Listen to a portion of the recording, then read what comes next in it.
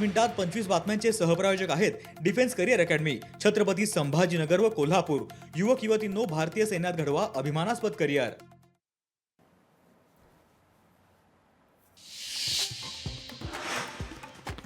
भारताचा जीडीपी यंदा 6.4% घसरण्याची शक्यता। भारत सरकारच्या सांख्यिकी मंत्रालयानं वर्तवला अंदाज। गेल्या वर्षीच्या 8.2% जीडीपीच्या तुलनेत ही मोठी घसरण। भारतीय तपास यंत्रणांचं काम काही प्रमाणात सोपं होणार। केंद्रीय गृहमंत्री अमित शहांच्या हस्ते भारत पोल नावाचं पोर्टल लॉन्च।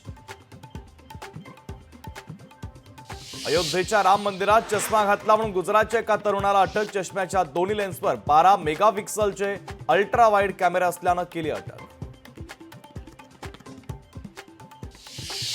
विठ्ठल रुक्मिणी मंदिर समितीचा रक्षक कंपनीला दणका। रक्षक कंपनीने नेमलेल्या कर्मचाऱ्यांचं भाविकांशी गैरवर्तन, त्यामुळे समितीनं मनुष्यबळ पुरवठा करण्याचा ठेका केला रद्द।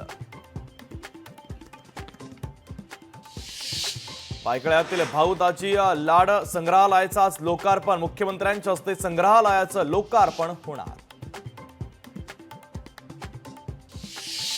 कोल्हापुरातील विशाळगड 5 महिन्यानंतर पर्यटकांसाठी खुला होणार। पर्यटकांना नियम आणि अटी घालून जिल्हा प्रशासनाकडून परवानगी। गुजरातच्या अहमदाबादमधील कमला नेहरू प्राणी उद्यानामध्ये प्राणी आणि पक्ष्यांसाठी विशेष व्यवस्था। हिवाळ्यामध्ये त्यांना उबदार ठेवण्यासाठी त्यांच्या आहारात करण्यात आला बदल।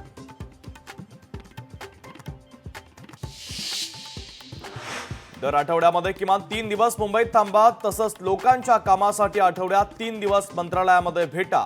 मुख्यमंत्री देवेंद्र फडणवीसांनी सर्व विभागाच्या मंत्र्यांना दिले आदेश।